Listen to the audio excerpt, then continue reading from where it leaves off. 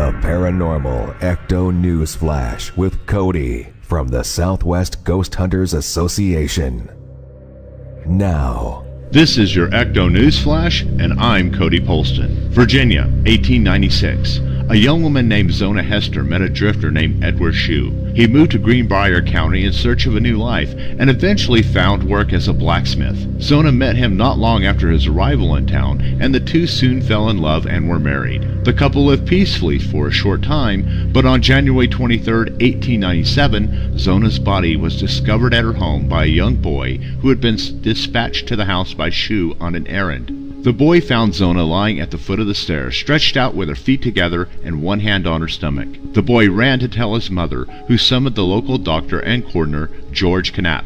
By the time the doctor arrived, Shue had carried his wife's body upstairs to the bedroom and laid her out on the bed. He dressed the corpse himself. This was unusual, as traditionally the job of washing and preparing the body for burial would be undertaken by the women of the community. Nevertheless, Shue dressed her in a high-necked dress with a stiff collar and placed a veil over her face. Shue remained by the corpse while Dr. Knapp examined it, cradling his wife's head and sobbing. Knapp, noticing the husband's grief, gave the body only a brief examination, noticing some bruising on the neck. When he tried to look closer, Shue reacted so violently that Knapp ended the examination and left the house. Initially, Zona's cause of death was listed as an everlasting faint. However, the cause of death was changed to childbirth. Part 2 to this Ecto News Flash story will continue next hour. You will believe that we're not alone. Another Donovan Creative production.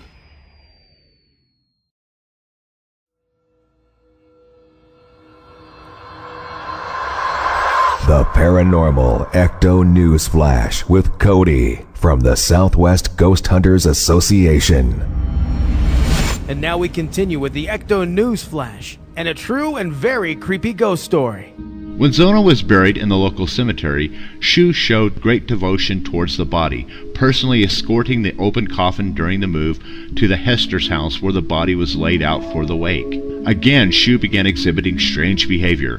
His grief changed repeatedly from overwhelming sadness to incredible energy. He allowed no one to come close to the coffin, especially while he was placing a pillow on one side of her head and a rolled-up sheet on the other. He explained that these additions were to help his wife rest easier. He also tied a large scarf at the corpse's neck, explaining tearfully that it had been Zona's favorite. When it came time to move the corpse to the cemetery, though, several people noticed that there seemed to be a strange looseness to Zona's head. 4 weeks after the funeral, Zona's ghost appeared to her mother. She said that Shue was a cruel man who abused her and who had attacked her in a fit of rage when he believed that she had not cooked any meat for dinner. He broke her neck, and to prove this, the ghost turned her head around until it was facing backwards. For the next 3 consecutive nights, the ghost appeared again. The ghost appeared first as a bright light, gradually taking form and filling the room with a chill. Each time she pleaded with her mother to bring her killer to justice.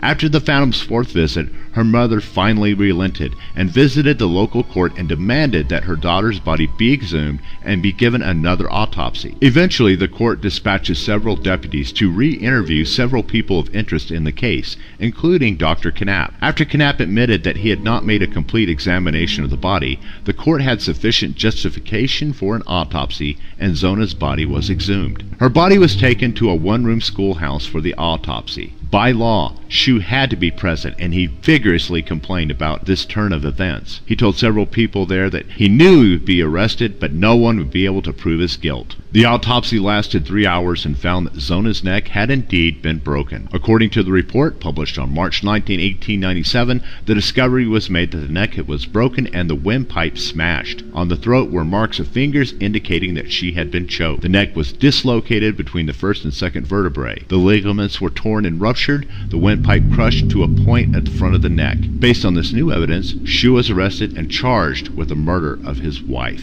As for Zona, her ghost was never seen again, but she has left a haunting and historical mark on Greenbrier County. The state of West Virginia has erected a state historical marker near the cemetery in which Zona Shue is buried. It reads, Interred in a nearby cemetery is Zona Hester Shue. Her death in 1897 was presumed natural until her spirit appeared to her mother to describe how she was killed by her husband Edward. Autopsy on the exhumed body verified the apparition's account. Edward, found guilty of murder, was sentenced to state prison. This is the only known case in which testimony of a ghost helped convict a murderer. If you'd like to learn more, please check us out at ghostpatrolwithdonovan.com and my site, ghosthuntingbadass.com. You will believe that we're not alone. Another Donovan Creative production.